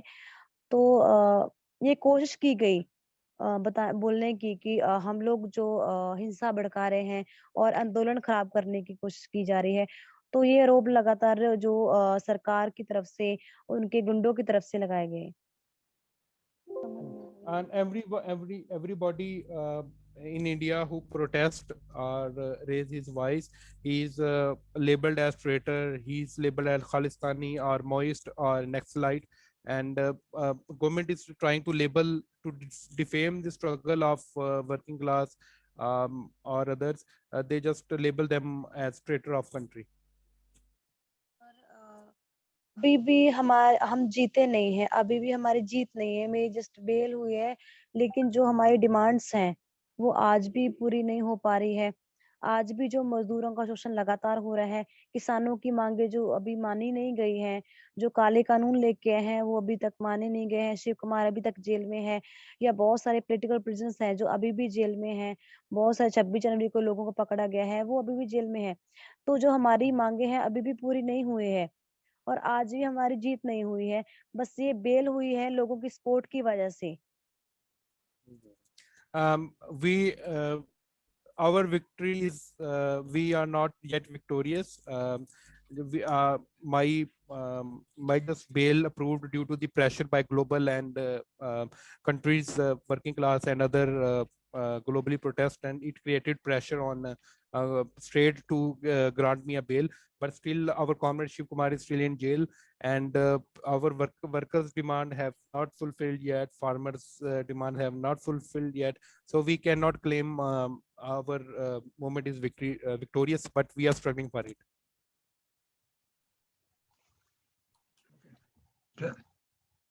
और जैसे देखा जाता है कि जो भी लोग आज जेलों में बंद हैं, उनके साथ कैसे टॉर्चर किया जाता है। जैसे शिव कुमार है, जब मुझे पकड़ा गया उसके उसके तुरंत बाद जो शिव कुमार है, जो मजदूर अधिकार संगठन का प्रेसिडेंट है, उसको पकड़ा गया। उसको बहुत बुरे तरीके से टॉर्चर किया गया। पहले 10 दिन उसकी 10 दिन उसको अवैध कस्टडी में रखा गया। और उसके घर वालों को इन्फॉर्म तक नहीं किया गया कि ये शिव कुमार पकड़ा गया है। उसके बाद फिर कोर्ट से फिर उन्होंने 10 दिन का रिमांड और मांगा और 20 दिन तक लगातार उसको टॉर्चर किया गया। अभी वो बहुत गहरे सदमे में भी चला गया है। जिस तरीके से उसको टॉर्चर किया गया, उसको बहुत ज्यादा गंभीर चोटें भी आई हैं। And after our comrade Shiv Kumar arrest, he was brutally tortured by the uh, state's law enforcement agencies, especially police. Like I was being tortured when I was in their custody. Recently, they had successful granted 20 days physical remand it's basically now police can have more 20 days according to law in custody, and they can torture him. And I am afraid, and we are afraid that he the torture may have some serious replication or consequences for him. और पहले मुझे ऐसा लगता था कि जो जेलों में बंद किए जा रहे हैं, पोलिटिकल प्रिजनर्स हैं, तो उनका कुछ ना कुछ गलती होगी। लेकिन आज मुझे सच में फ़ील हो रहा है कि उनकी कोई भी गलती नहीं है। जो भी जनता की आवाज़ उठाने की कोशिश की करता है, उसको ऐसे ही जेलों में बंद किया जाता है। और ये हमारे इंडिया में हम लोग देख रहे हैं कि किस तरीके से लोगों के साथ जो पुलिस है, जो सरकार का एक टूल है, वो किस तरीके से इसको यूज़ कर रहे हैं। और जो यूएपीए जैसे कानून लाए जा रहे हैं, जिसमें पूरी ज़िंदगी इंसान बाहर नहीं आ पा रहा है, ऐसे खतरनाक कानून जो लगाए जा रहे हैं, वो बिल्कुल बेबुनियाद हैं। और हम लोग आज पता चल पा रहा है कि ये चीज़ें बहुत गलत हैं। Before before many political arrests were done, I thought the political activists who got arrested have done something wrong, that they got arrested, they were guilty, so straight arrested. But now I firmly believe, and that they were also innocent. In India, the Modi Sarkar has created an environment when where if you speak, you got arrested, and straight torture on you. And I think many of political and working class activists in jails are innocent. और हम यही demand करते हैं लगातार से भी, जो राजनीतिक बंदी हैं सारे, जो पोलिटिकल प्रिजनर्स हैं, उनको रिहा किया जाए। और जो लेबर लॉस के बारे में जो आ रहा है कि 8 घंटे का टाइम बढ़ा के 12 घंटे कर दिया गया है, या फिर जितने भी जनता के खिलाफ कानून आए हैं, चाहे जो वो मजदूरों के हो, चाहे वो किसानों के हो, उनको रद्द किया जाए। और जितने भी लोग जेलों में हैं, उनको रिहा किया जाए। We are demanding that the labor laws, the controversial labor laws, which extended the working hours to 12 hours, should be repealed. And all persons, all political and working class activists who are in jail, they must be freed at earliest. Umar, I'm sorry to interrupt. Yeah. Nodeep, very interesting, very informative discussion. But have you any idea how much more time Nodeep might need for a contribution? It's very good, it's very interesting. But Okay. in terms of the timing of the meeting, you know, Yeah. just some idea. Okay Nadeep को comment पूछ रहे हैं कितना time लेंगे आप? आपकी discussion काफी interesting है, लेकिन हमें टाइम भी देखना पड़ेगा। आपका म्यूट हो गया है, आप जरा सॉरी। ठीक है, अभी कंप्लीट ही है, बस ये है। Just comment just 5 minutes more. Okay. या यू कंटिन्यू। नदीप आप बात करें। Yes. ये भी है कि मैं मतलब अच्छे तरीके से बात भी नहीं कर पा रही, मतलब समझ नहीं आ रहा है क्या बोलूं। ये है कि जो मेन मुद्दा है, एक जबरन वसूली को उन्होंने बनाया है, जो मेन मुद्दा जबरन वसूली बोल दिया गया है। तो ये है कि जबरन वसूली कोई धरना करके नहीं करता है। और जो करोड़पति हैं, बड़े बड़े फैक्ट्रियों के मालिक हैं, और अगर जब ये जबरन वसूली होती, तो पहले किसी ने क्यों नहीं बोला? क्योंकि 300 लोगों के हम लोग पैसे दिला चुके थे। तो यही है कि जो 307 जैसी धाराएं लगाई, जबरन वसूली जैसे लगाया गया है, तो बिल्कुल बेबुनियाद लगाए गए हैं। और आज भी ये सवाल बनता है कि भाई आज भी हमारी जो दलित महिलाएं हैं, या फिर किसी भी तबके की महिलाएं हैं, उनके साथ थानों में रेप किया जाता है। जैसे बुटाना रेप केस की एक उदाहरण है। 12 पुलिस वालों ने कस्टडी में उसका रेप किया, एक लड़की का, नाबालिग लड़के का रेप किया। सोनीपत में भी कुंडली एरिया में भी उसका एक कुंडली थाने में 15 दिन पुलिस वालों ने रेप किया। तो ये साफ दिखता है कि महिलाओं के लेकर बहुत सीरियस ये सवाल है कि महिलाओं को लेकर इंडिया में हो या फिर कहीं पे भी, महिलाओं को लेकर सवाल उठना चाहिए। और जो कास्ट को लेकर ये उत्पीड़न हो रहा है, उसको लेकर भी सवाल उठना चाहिए। और जो मजदूरों का जो बहुत बुरा हाल हो रहा है उसके लेकर भी एक सवाल बनता है जिसको सबको सोचने की जरूरत है। And we are and the most dangerous thing for women activists in India is now we have many rape cases reported at police stations. For example, in Kundli, in other areas, our comrades who were female comrades who were arrested, they were raped at police stations. So there is a question arises: we must talk about this, we must struggle against this, and we must condemn this. पहली बात तो मैं sorry बोलना चाहती हूँ क्योंकि जब से मैं जेल से बाहर हूँ लगातार से लोगों से मिल मिल के अभी मेरा दिमाग इतना खराब सा हो गया कि मैं नहीं अच्छे से बात रख पाई। उसके लिए माफी चाहती हूँ। मैं बहुत सारी बात करना चाहती थी लेकिन अभी मेरी तबीयत बहुत खराब थी लेकिन उसके लिए मैं सॉरी चाहती हूँ और मैं सभी का She's धन्यवाद। she's saying that uh, uh, I just came out of jail from last 2 दिन हुए ना आपको जेल से आए हुए? हाँ जी, हाँ जी। It's just 2 days since I released from my jail. I had a lot of talk and lot of discussion with everyone. I am sorry to all if you find my talk a little not up to the topic or mark, but I am grateful that you gave me time, and I am also feeling not well. Thank you. जो जिन लोगों ने मतलब 22 country I think मुझे पता चला कि 22 country के लोग जुड़े हुए हैं और मैं अगर अगर बीच बीच में रोक के ट्रांसलेट ना करना पड़ता शायद मैं अच्छे तरीके से बात कर पाती। और मैं जितने भी लोग जो जिन लोगों ने बोलने का मौका दिया उनका सबका धन्यवाद करना चाहती हूँ और मैं माफी चाहती हूँ कि मैं अच्छे तरीके से बात नहीं रख पाई। And I got know that there are participants from 22 countries in this meeting. I am grateful to everyone who listened to me, and I feel sorry that I could not speak very well or up to the topic. But thank you very much, everyone. Thank you, Nodeep.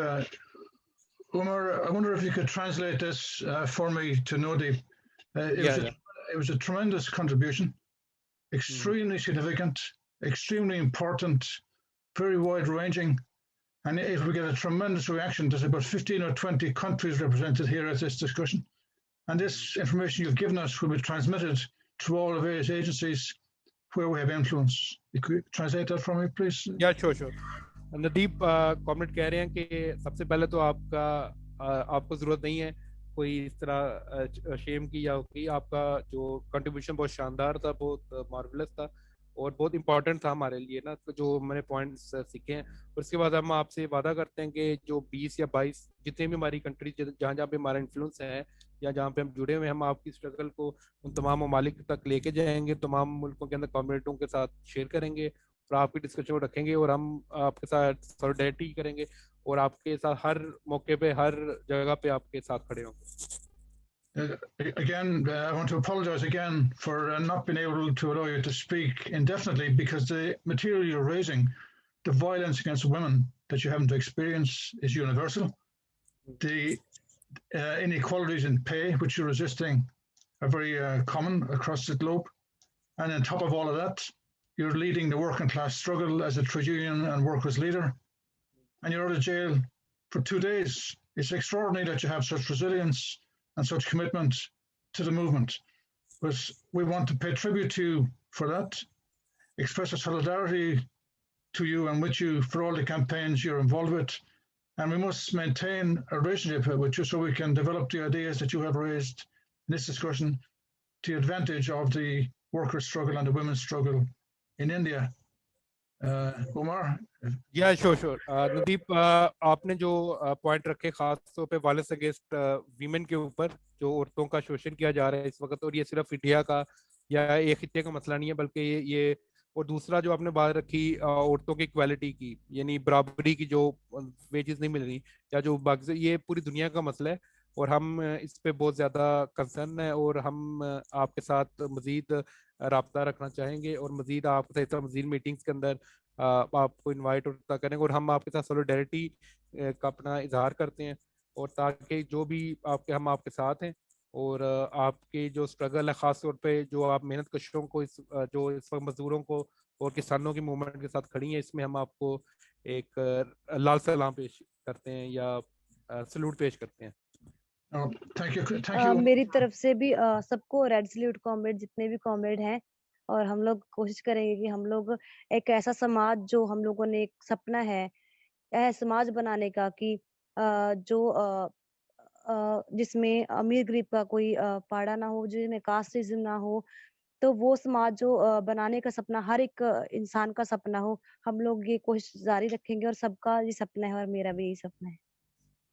I also greatly thankful to all of you, and we will work collectively for our dream, our aim, that is to build a classless society where there's no difference between rich or poor, and where everybody can enjoy and live as a human. And this is also my dream, and I and our comrades are struggling for it, and we are with you. Thank you. Now, we'll have to maintain this contact and this political industrial trade union relationship that we have with you, Nodeep. I think this discussion will have to continue.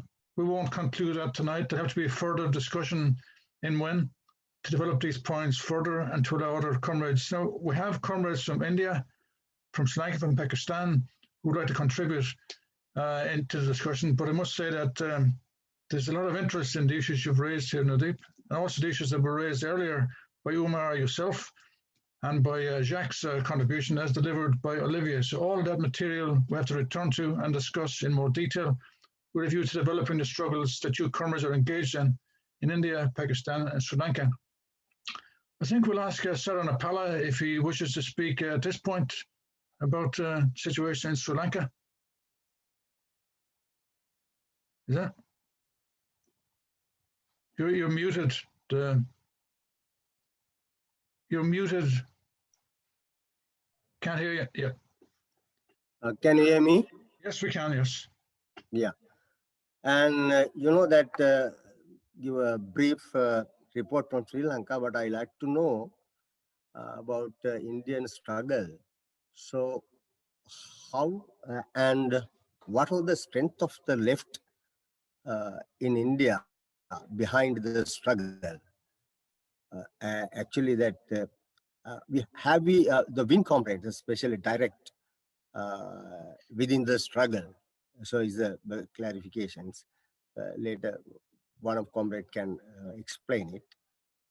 Because that the Modi, I think it's not the Modi's problem. It's the system of the globally that the Modi is order to, the small farmers that Modi's policy is going to demolish the small farmers productions, and Modi wants to make big capitalist enter. I think the capitalist the production system. So I think Modi can't turn back. Modi wants to carry on the orders of the globalization instructors. So then what was the morale of the struggle? Yes, day by day it comes up, and what is the mood of the strugglers in the Indian struggle? So we have no any idea about what will happen. So is it improve, and the strugglers can push that Modi's policy, or the Modi, for example, that Modi will win or the strugglers will win. What the thing? I think one of our comrades clarify the situation, because we don't have any idea about Indian struggle. So, however, we are impressed from the struggle as a workers here in Sri Lanka, but the whole situation in the struggle we like to know, not in now. Sometimes some comrades can Boba. So I think you can write something about the Indian struggle, or some of our comrades can study and the brief struggle, because we can share it with our comrades, and also we can translate it to Sinhala, and we can publish it in our paper also, because we don't have real information of the struggle. Okay. Thank you, sir. When we consider, yeah. Thank you. Okay. Yeah. Yeah. Thank you. And then in the, in Sri Lanka, when we consider the situation in Sri Lanka, it's as well as actually the not only India, so, okay. And now the in Sri Lanka government is pro-Chinese, because 2 years back they came to power with support of fully Indian funds. They used Chinese funds for the election, and also after the election also Chinese came and appreciated the program of the government and the things. However, that COVID, the pandemic came, and the bourgeois got the benefits from the pandemics, because now they have excuses to show the people the pandemic is the problem. Otherwise, we are going to success with their program. So it's illusions. Actually, it's a problem of the country. Now we can see that Chinese, when we consider the small, the international background, the Chinese one road, one belt, the economic expansion. So the present rulers in the country, they are supporting to the Chinese economic expansion. But I think the India and Japan, Australia and USA, they are I think they are sabotage. They are trying to sabotage the Indian Chinese intervention for the economy. But this is the struggle. The India, USA, and Japan and Australia, four of them are trying to block the Chinese economic expansion, and Chinese use the Pakistan and some other countries their side to move forward intervention to the Sri Lankan economy. So however, now when we consider the Sri Lankan economy, that now we can see that India and China, so they are the now they will become owner of the Indian that Sri Lanka, because they are trying to buy that the harbor and the artificial city in Colombo, and also the airport, and another side is the harbor in the southern Sri Lanka, and also the another eastern coastal area that India is trying to get it. That it's internationally it's a complicated situation in Sri Lanka. So, but however, we don't have an independent situation or position in the current period. It may be the big problem for us, and as well as that the government came to power using the religious leaders, and also they want to build a country as the single Buddhist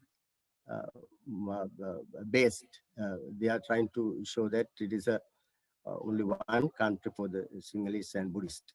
So therefore, nationality, they want to establish the national government. But now we can see that they can't go beyond that, because the international intervention, the IMF and World Bank, and those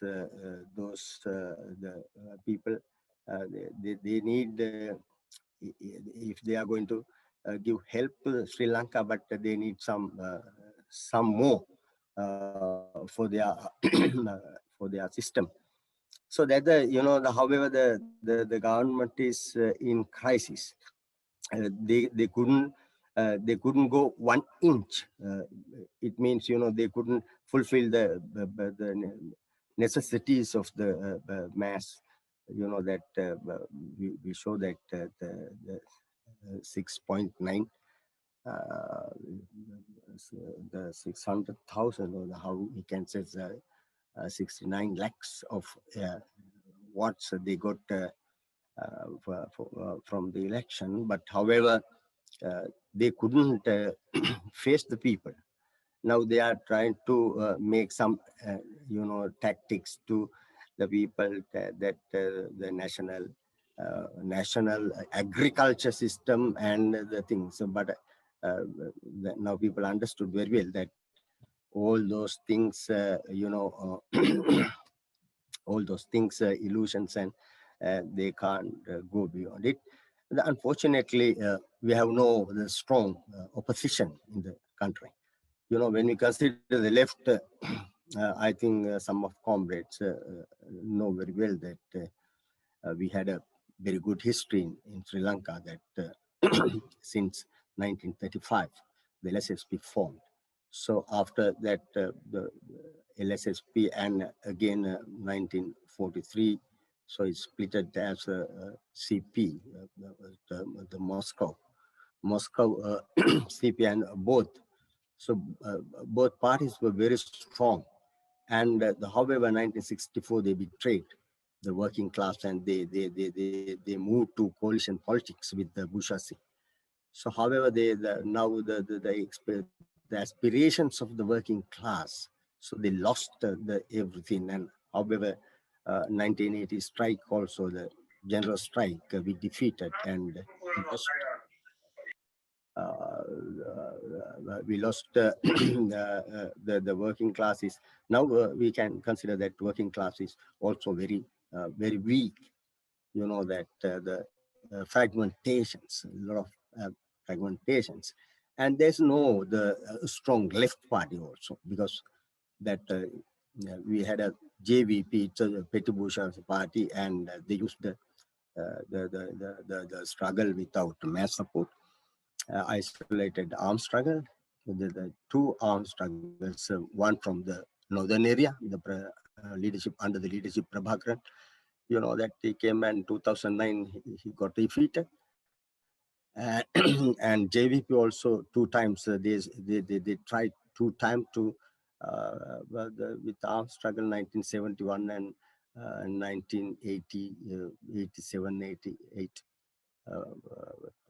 In Sri Lanka, but they failed. Now, all of them moved to bourgeois politics traditionally. However, what had happened, the LSSP and CP, the new left also, now today we can see they are also moving to the traditional slogans, that we can see. So, however, now very small groups like our, the SPSL,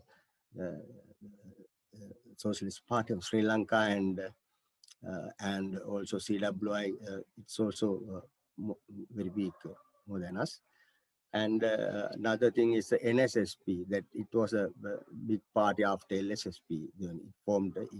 It comes from 1977 started, and in the 1980 strikes, it made a big event.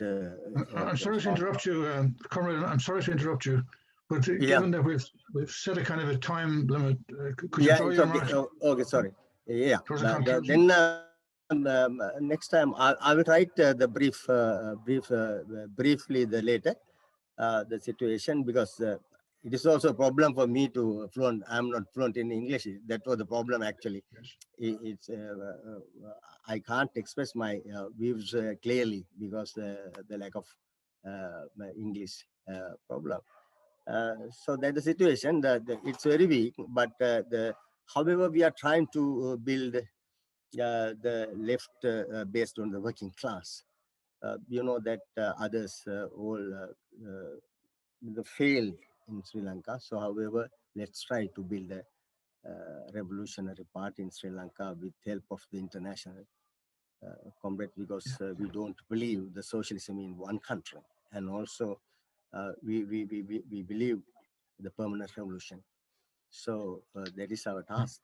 So, however, I like to know another day or inviting some comrades the Indian struggle and what level of the struggle today. So, thank you, comrades, to give me the opportunity to contribute. Thank you, comrade. Your English is very good. There's nothing at all wrong with the way in which you present your arguments, and your language skills are brilliant. There's no problem whatsoever there.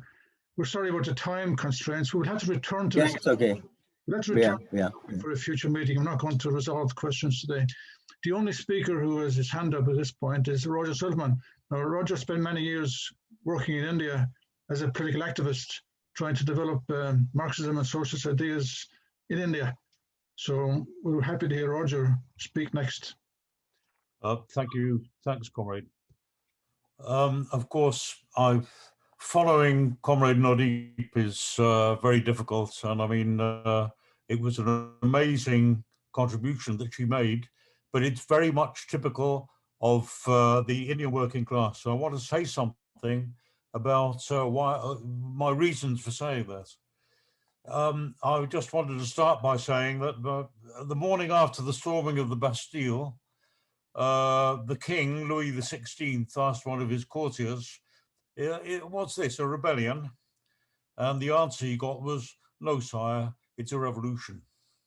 And the reason why I'm reminded of that is because of an uncannily similar exchange that took place in India, wedged at the front of a massive crowd in Delhi in front of the barricades. One protester apparently said to a police officer, "This is no way of handling an agitation like this. Ye inqilab hai, sir," which means this is a revolution, sir. And it really is a revolution, and I think we have to understand that.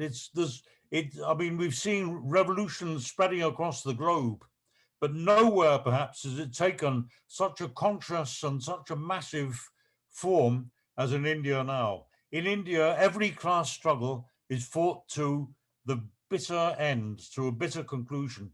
And as Finn said, I had the privilege of spending several years trying to build a Marxist organization in India. That was during the 1980s. And I have to say it started because I arrived there just following the overthrow of Indira Gandhi's emergency dictatorship in 1979. All India at that time was ablaze with strikes, occupations, picket lines, red flags, wherever you looked, in the workshops, in factories, in banks, in shops, everywhere. Literally, you couldn't take a step in any direction without seeing picket lines and red flags. At one point, the Mumbai police went on strike. There were even, believe it or not, there were even public demonstrations under trade union banners by the secret police, by two special state intelligence organizations separately, the Research and Analysis Wing and the Intelligence Bureau. Can you imagine that? Workers standing in the street with red flags and banners saying Intelligence Bureau Employees Association. Can you imagine that? I mean, this was the extent to which trade unionism and revolt had spread throughout the population. This whole period it culminated in the year-long Mumbai textile workers strike of 250,000 workers who stayed on strike for more than a year. And in India was where I really learned what it means, proletarian struggle and solidarity. I've never before or since witnessed such a pure, unadulterated embodiment of these qualities. I learned new forms of struggle, the garao, which meant when workers surround the employers in their offices and they don't let them out. They surround them until their demands are granted. The band, which means not just strike, but a complete shutdown of everything, a shutdown of street traffic, a shutdown of every kiosk, of every cafe, of every tea stall, just everything completely shut down. The Hartal, which means a nationwide uprising of something something seen, for instance, in Sri Lanka. Sharapala will tell us about it in 1953, when the whole complete uprising of the whole population. Every struggle, as I say, is fought to a conclusion. I personally got to know heroic worker militants there, survivors of bloodthirsty police massacres. The Swadeshi cotton mills, Kanpur, where they had a garrow and they surrounded the management. And after several days, I think of even a couple of weeks of this, the riot police were sent in and they massacred, they gunned them down. Hundreds of workers were mown down. The blood of the blood colored the waters of the river Ganges red, with bodies floating downstream. This happened not once, but many, many, many, many times. Local general engineering strike in Faridabad and in Ghaziabad, industrial suburbs of Delhi, were the same thing. We had a branch of our group in Faridabad and also in Kanpur, but in Faridabad, where the police fired on a mass workers' rally, and again there were dozens of people killed. The world-renowned slum city of Dharavi in Mumbai, also in Kolkata, in Bangalore, in Chennai, similar kind of events. It was in India also, I have to say, that I saw the opposite. I saw for the first time fascist terror and the horrors that it really meant. I witnessed firsthand its enemy, if you like, dripping with blood, mob communal frenzy, bloodshed. For instance, the defeat of the textile workers in 1983 brought that phase of worker militancy to a close. And then there was a surge of chauvinism, racism, and communalism throughout India. I'd already personally witnessed, after the assassination of Indira Gandhi in 1984, in the wake of her assassination, the hounding of Sikhs throughout Delhi, where 2,000 to 3,000 Sikhs were slaughtered in the streets over 2 or 3 days of mob frenzy. I saw, Sikhs sheltering behind railings in almost shaking with terror, half their beards plucked out. There were corpses, the burnt bodies of corpses lying in the street. Then again, in 1993, I was in Mumbai at the time of the systematic anti-Muslim pogrom by the fascist group Shiv Sena, which is linked to Modi's party, the BJP, where women were hacked to death, slums were set alight, fleeing children thrown into the flames. That is how, when I would say, fought to a conclusion on both sides. It's almost a state of permanent civil war. There were thousands of victims of communal bigotry. So, by the way, there was a short period of time when I was actually briefly employed by a corporate oligarch in Mumbai, and I gained a rare insight into his boardroom conferences. And at one, discussing a strike at one of his factories, he said, if the police can't bring them to heel, we'll send in Shiv Sena. It was an open acknowledgement of the role of the fascists as a criminal auxiliary to the official police. So the demonstrator was correct. This is a revolution. If I could just read out a list of people, not a list of some of the workers involved in the strike in the previous general strike in January 2019. It gripped every part of India, from Mumbai, Delhi, Chennai, Kolkata, reaching from Kashmir to Kerala, from Gujarat to Assam, stretching to offshore islands, remote tribal areas, encompassing workers in the public sector, transport, manufacturing, mining, education, banking, insurance, communications, agriculture, construction, tea plantations. It drew in kiosk traders, street vendors, auto rickshaw drivers, beady rollers, domestic, casual, home-based workers. Women were at the forefront of all of those strikes and so on. It is really, I mean, the role of the working class in India is something which has been completely downplayed. No working class has shown greater militancy and solidarity. By the way, this last strike of 250 million, if you take that plus this movement of the peasants, of the farmers, it amounts, by the way, to 1 in 30 of the total world population who's been involved simply in this one struggle in India alone. but the working class has been continually underrated and downplayed, and I think we have to correct that balance. This farmers' upsurge is tremendous, but the working class it's actually, as much as in Russia in 1917, or even more so perhaps, playing absolutely the leading role, as Comrade Umar also explained. But it's been underplayed, underrated by conventional bourgeois historians who ascribe the liberation of India from British imperial rule to the saintly pacifism of Gandhi. In fact, Gandhi completely prostrated himself before British imperialism. I've got quotes which I won't, there's no time to give them, of course. I'm just coming to a close, I know. But also they were underrated by their own party, the Communist Party of India, which during the liberation struggle, during the Second World War, they pledged their complete support and allegiance and said to the British Raj, we promise we'll do no agitation, we won't be calling any strikes, we're completely at the service of the British Raj.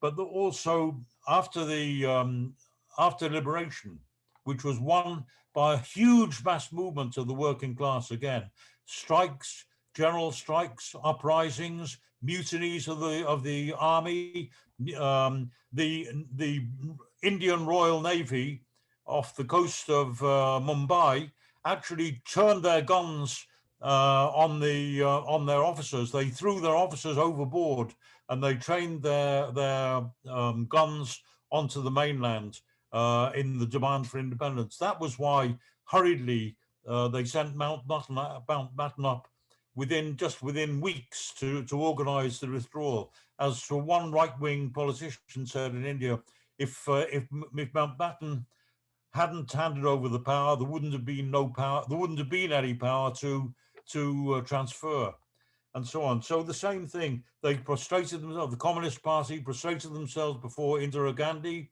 then the Communist Party Marxists, which split away, prostrated themselves before the so-called Janata government, which included Modi's party, its precursor, the Jana Sangh, and so on. And as a sideshow, the so-called Naxalites abandoned the working class altogether, and they led to disastrous defeats and the smashing of their movement into 23 now separate parties.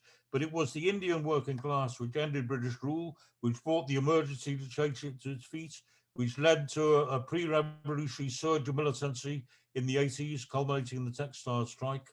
And here again, it's bringing the class struggle to a conclusion. It brings out both the most evil, horror, but also the finest and noblest human qualities. And once again, I think the Indian working class is showing the way to the workers of the world. And this struggle is not going to come to an early conclusion. It will continue until there's a complete victory by one side or the other. Thanks, comrade. Sorry. Thank you, Roger. It's very insightful, a very perceptive contribution there. Now, unfortunately, in terms of time, I can see Suga Nguyen, you'll be the next speaker, but we're a bit limited in terms of time. We did say we'd finish as close to 6 as we can. The only person who indicated with their hand up was Suga himself.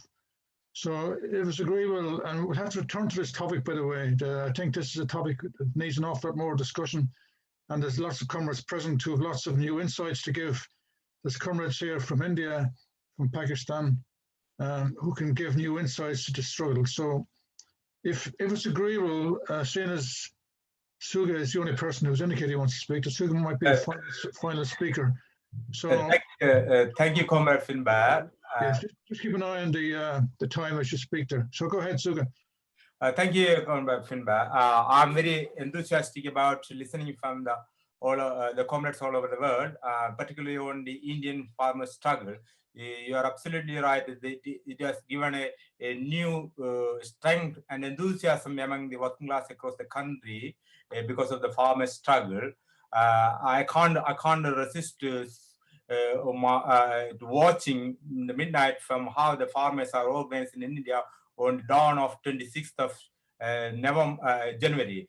But I can see that I used to work with the Delhi police, so my comrades are still there. And what the modus of operandi from the Delhi police and their arrangements, it was clear, evident, now emerged. It was the intelligence department and other or the working class, ruling class became part of the conspiracy to sabotage the struggle, to lead them, misguide them, intrigue within the farmers, and then rush to the Red Fort and hijack the flag ceremony and to do this things to only to distort the farmer struggle and blame them.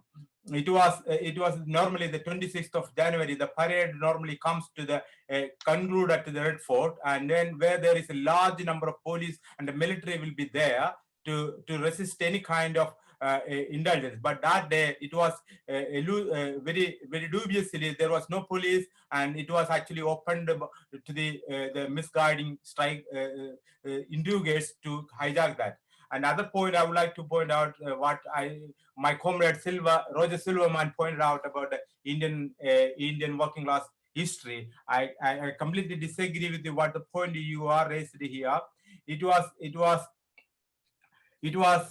sorry, what do you say that about the Indian Communist Party joined with the British Raj because of only the point I still remember the teachings from my dad. I got it when the Germans attacked Soviet Russia, when the Russians decided to join the Western Allies, then the point the Indian Communist Party turned the struggle against British Raj in India, because they were skeptical and critical about the Mahatma Gandhi's joining with the British Raj and supporting for the war effort in the beginning. But when the things is internationally changed, I mean, the Russians joined with the Western Allies, and then the policy has changed. And one more thing, it was not only the single incident. The internationally, when the International Communist Party divided on the Soviet line and the Chinese line, and that influenced the Indian Communist Party. That is the reason we divided in India. And I absolutely agree with there are points with like the Bombay Navy riot. I still very enthusiastic read that revolutionary movement by the Indian workers during the before the Indian freedom struggle, and that Bombay Navy riot failed miserably, went into the hands of the underworld dons, and now you can't see any red flag over there, and it is not only affected all over the India, the advantage of the working class movement. We still need to study, but what I understand is that the Indian community is divided and hierarchical by the caste system, that we are not able to break it. As Karl Marx predicted, the society need to go through this certain stages to making a breeding ground for the socialist movement. And that breeding ground yet to make it. We only be able to grow up wherever there is an industrial clusters, wherever the city have greater level of divide, haves and have-nots.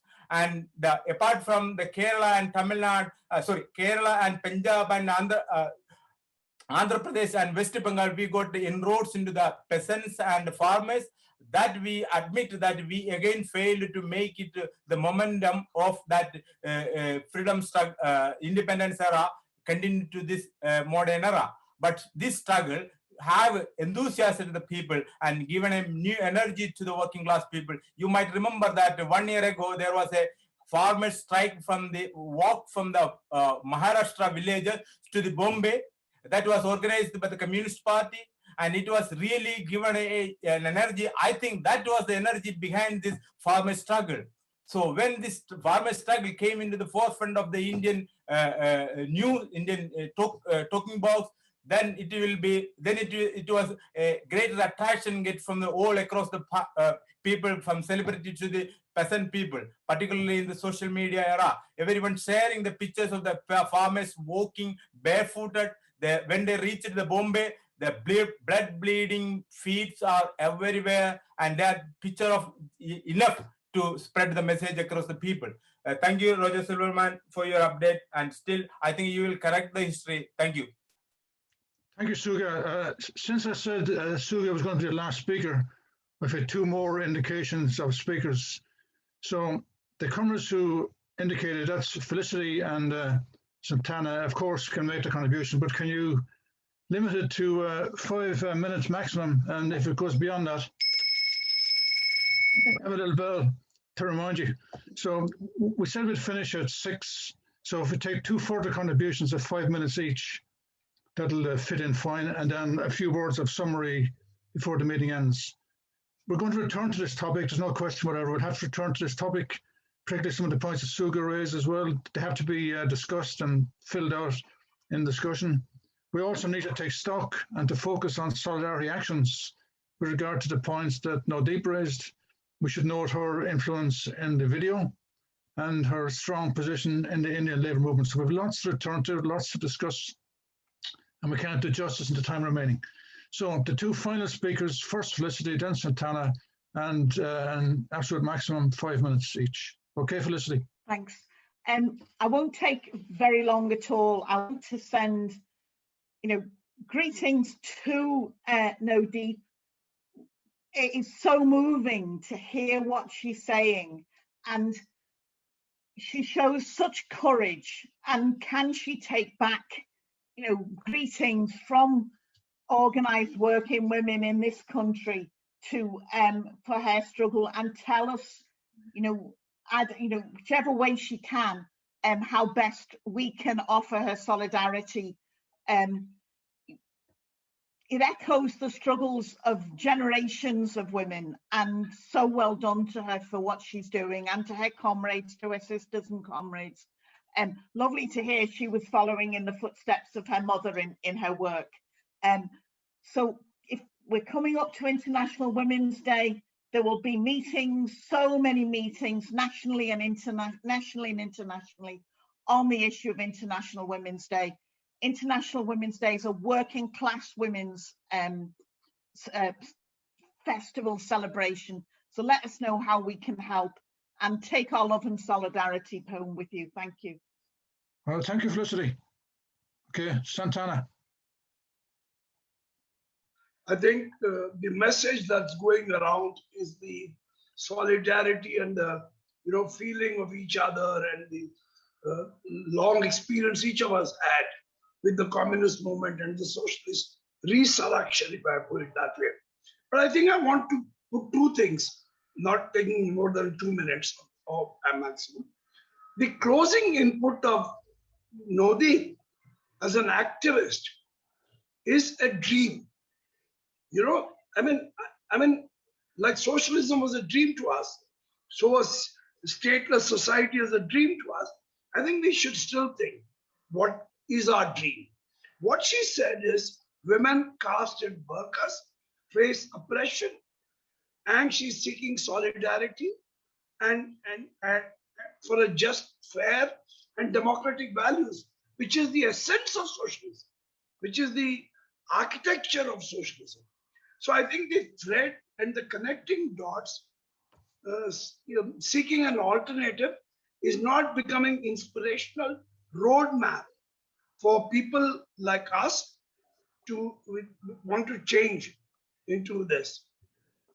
So therefore, I request Roger and you and everybody else to think that the task is, to focus on analysis beyond current politics, and the democratic dividend is inadequate. It doesn't represent the inadequacies of democracy. Although Roger talked about saying, it was not a rebellion, it was a revolution. So I think, therefore, I think we are stuck with a lot of framework of history with socialist and communist theology, right? The interesting part I understand is, in today's discussion, is the learning of the farmers towards a protracted struggle and movement that shows class solidarity and draws in wider synergies, support and sympathy. So I think, therefore, the challenge on us is to revisit ourselves and build up the methodology, the tactics, and the framework in which fresh air can be absorbed, right? Rather than just stuck in analysis, which is good as academics, but we are in the business of changing the world. Thank you. Thank you, comrades. Just to draw the conclusion to a discussion, it's been a very, very good discussion. And it's particularly significant that we heard comrades from India, from Pakistan, from Sri Lanka describe the situation, analyze the situation. Also, there's lots of speakers who would have spoken were there to be time. Lots of issues were raised which invite further discussion. So we will be returning to this topic at a future WIN meeting, and fairly soon, hopefully. I want to thank then the individual speakers, Jacques, who obviously can't attend because of his mother's death, but Olivier, who presented Jacques' contribution. I want to thank Umar for his contribution, and Nodeep particularly, who's only 2 days out of jail and appears on a WIN discussion. It's an extraordinary privilege for us to hear somebody at the forefront of the struggle, just released from jail, explain to us what experiences the Indian workers are going through, and then asking for solidarity action, which of course we will investigate now and see what actions, as Felicity indicated there, what do they want precisely from us in that regard. So we need to take stock of where we are, need to think back to the contributions the comrades have made, to find out the significance of the various issues that are being raised, to invite theoretical discussion about the broad general questions, but also solidarity actions which are needed in the situation. So I want to thank also the comrades who contributed to the discussion. I'm sorry about the limitations on time, but as it happens, we managed to fit it in. There was no hands up that were denied the right to speak, but we will be returning. So thanks again to the opening contributions and to all of those who contributed to the general discussion. Now, before we conclude this particular evening's work, does Roger want to say something about the next WIN discussion or any ideas in that regard? Well, we since next weekend is International Women's Day, we wanted to have a discussion on Rosa Luxemburg, and Comrade Felicity has agreed to speak, and one of our German comrades will also be speaking. Good night, comrades, and salut.